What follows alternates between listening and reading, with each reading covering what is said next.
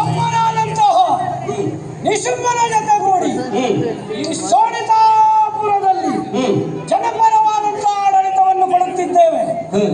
ಎಡವೆಯಲ್ಲಿ ಶುಕ್ರಾಚಾರ್ಯರಿಂದ ಶಸ್ತ್ರಶಾಸ್ತ್ರ ವಿದ್ಯಾಭ್ಯಾಸವನ್ನು ಕಲಿತು ಆಮೇಲೆ ತಾಯಿಯ ಅಣತಿಯಂತೆ ಘೋರ ಕಾಂತಾರವನ್ನು ಸೇರಿ ಬ್ರಹ್ಮನ ಕುರಿತಾಗಿ ತಪಸ್ಸನ್ನಾಚರಿಸಿ ವಿಶೇಷವಾದ ವರವನ್ನು ಪಡೆದಿದ್ದೇನೆ.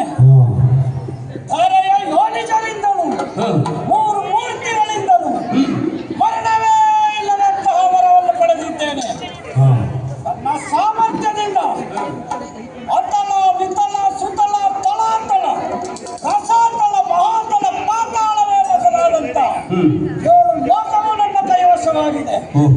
ಭೂಲೋಕದ ಚಪ್ಪನ್ನ ದೇಶದ ರಾಜರು ಕಪ್ಪವನ್ನು ಕೊಟ್ಟು ಸಾಮರ್ಥ್ಯರಾಗಿದ್ದಾರೆ.